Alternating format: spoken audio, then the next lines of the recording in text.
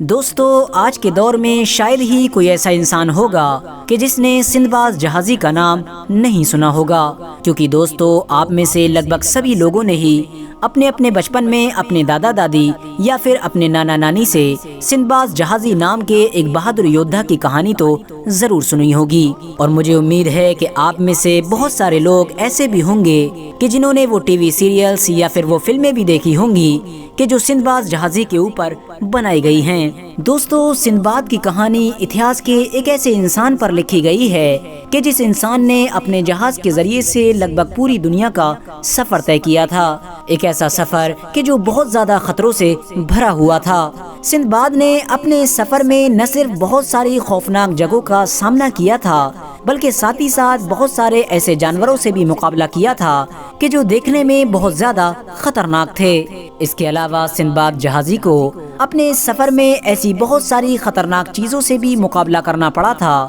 کہ جو دیکھنے بھالنے میں نہ تو کوئی جانور ہوا کرتی تھیں اور نہ ہی کسی انسان سے میل کھایا کرتی تھیں، یعنی ایسی خطرناک چیزیں کہ جن کو دیکھ کر ہم لوگ یہ بھی نہیں بتا سکتے ہیں کہ آخر یہ انسان ہے یا پھر کوئی جانور ہے۔ دوستو، سندباد کی یہ مشہور کہانی انڈیا، پاکستان، بنگلہ دیش، عراق، ایران، ترکی اور مصر جیسے دیشوں کے ساتھ ساتھ پورے یورپ اور امریکہ میں بھی بہت مشہور ہے۔ یورپ اور امریکہ کے لوگ بھی ہمیشہ سے ہی سندباد کے اوپر بننے والے ٹی وی سیریلز اور موویز کو بڑی شوق کے ساتھ دیکھتے آئے ہیں۔ لیکن دوستو، آپ میں سے ہر وہ انسان کہ جس نے سندباد کی کہانی کو پڑھا ہے یا پھر سندباد پر بننے والے ٹی وی سیریلز اور موویز کو دیکھا ہے تو اس کے دماغ میں کبھی نہ کبھی یہ سوال ضرور آتا ہوگا کہ کیا سچ میں ہماری اس دنیا میں سندباد جہازی نام کا کوئی ایسا انسان موجود ہوا کرتا تھا کہ جس نے اتنے خطرناک سمندری سفر کو طے کیا تھا؟ تو دوستو، آج کی اس ویڈیو میں ہم آپ کے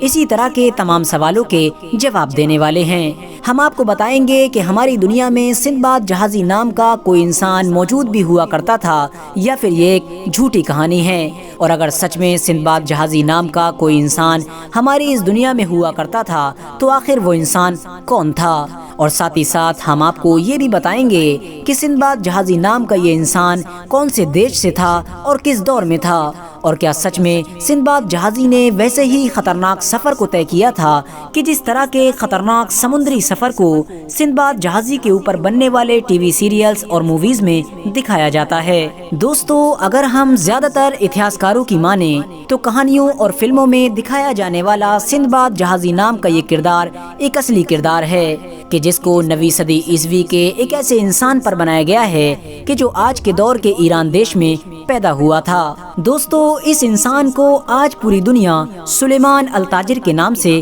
جانتی ہے۔ مذہبی طور پر یہ انسان اسلام دھرم کو فالو کیا کرتا تھا۔ سلیمان التاجر نہ صرف اپنے دور کا ایک مشہور ویاپاری تھا بلکہ ساتھ ہی ساتھ سلیمان التاجر اتہاس کا ایک مشہور ٹریولر بھی مانا جاتا ہے، یعنی اس کو اتہاس کے ایک مشہور مسافر کے طور پر یاد کیا جاتا ہے۔ ایک ایسا مسافر کہ جس نے اپنے جہاز کے ذریعے سے اتنا لمبا سفر طے کر لیا تھا کہ جتنا لمبا سفر طے کرنا اس دور میں ناممکن سمجھا جاتا تھا۔ یہی وجہ ہے کہ سلیمان التاجر جب اپنا سمندری سفر پورا کرنے کے بعد اپنے علاقے میں واپس پہنچا تو اس کا پورا جہاز مال و دولت سے بھرا ہوا تھا۔ اس کے علاوہ اتہاسکار بتاتے ہیں کہ سلیمان التاجر نے کئی مہینوں تک اپنے علاقے کے لوگوں کو وہ ساری کہانیاں سنائی تھیں کہ جو اس کے ساتھ اس کے لمبے سفر میں پیش آئی تھیں، اور حیرانی کی بات یہ ہے کہ اس کے علاقے کے لوگ اس کی ان کہانیوں کو بڑی شوق کے ساتھ سنا بھی کرتے تھے، کیونکہ دوستو سلیمان التاجر ہی اتہاس کا وہ پہلا انسان تھا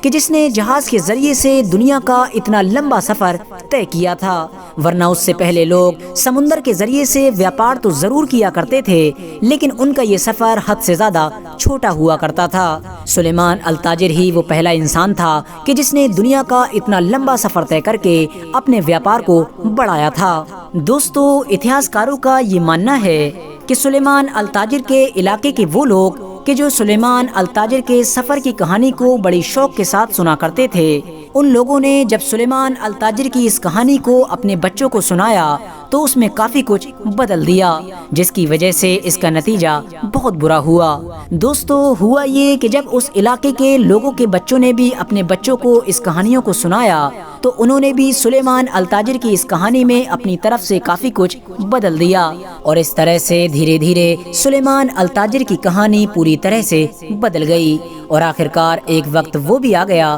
कि जब सुलेमान अल-ताजिर की बदली हुई इस कहानी को अलिफ लैला की किताब में भी शामिल कर लिया गया। वही अलिफ लैला किताब कि जिसको अरबियन नाइट्स के नाम से भी जाना जाता है। दोस्तों अगर आप लोग अलिफ लैला किताब के बारे में नहीं जानते हैं तो मैं आपको बताता चलूं कि अलिफ लैला एक ऐसी किताब है कि जिसके अंदर तुर्की, इराक, ईरान और मिस्र जैसे देशों के बहुत सारे राइटर्स की कहानियों को इकट्ठा किया गया है। साथ ही साथ दोस्तों आपको ये भी बताते चलें कि हातिम ताई, अलादीन का चिराग और अली बाबा 40 चोर जैसी मशहूर कहानियाँ भी इसी किताब से ही ली गई हैं, यानी वो कहानियाँ भी इसी किताब में ही लिखी हुई हैं। हालांकि दोस्तों हम इस बात से भी इनकार नहीं कर सकते हैं कि कुछ इतिहासकारों ने सिंदबाद जहाजी के इस कैरेक्टर को एक नकली कैरेक्टर बताया है। यही वजह है कि वक्त वक्त पर सिंदबाद जहाजी के इस कैरेक्टर पर रिसर्च भी होती रहती है। 1980 में भी एक टीम ने समुंदर के जरिए से ओमान से लेकर चीन तक का सफर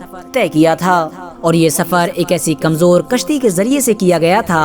कि जिस तरह की कमजोर कश्तियां 9वीं सदी ईस्वी में हुआ करती थीं। इसके अलावा उन लोगों ने समुंदर के बीच में रास्ता पता लगाने के लिए सिर्फ उन्हीं चीजों को इस्तेमाल किया था कि जिस तरह की चीजें 9वीं सदी ईस्वी में मौजूद हुआ करती थीं, और खुशकिस्मती से ये टीम अपना सफर तय करने में कामयाब हो गई थी, कि जिसकी वजह से लोगों को ये यकीन हुआ कि 9वीं सदी ईस्वी में यानी आज से 1000 साल पहले भी समुंदर का इतना लंबा सफर तय करना भी मुमकिन था। यानी दोस्तों आसान लफ्जों में हम ये कह सकते हैं कि सिंदबाद जहाजी का किरदार तो एक असली किरदार है, लेकिन वो कहानी कि जो इसकी फिल्मों और सीरियल्स में दिखाई जाती है वो लगभग आधी से भी कहीं ज्यादा फर्जी है। फिलहाल दोस्तों आज की अपनी वीडियो को हम यहीं पर ख़त्म करते हैं। वीडियो पसंद आने पर न सिर्फ वीडियो को लाइक कर दें बल्कि अपने फ्रेंड्स के साथ भी ज़रूर शेयर कर दें, और इसी तरह की नॉलेजेबल और हिस्टोरिकल वीडियोस हमेशा देखने के लिए हमारे इस चैनल को सब्सक्राइब कर दें, और साथ ही हमारी हर वीडियो के कमेंट्स बॉक्स में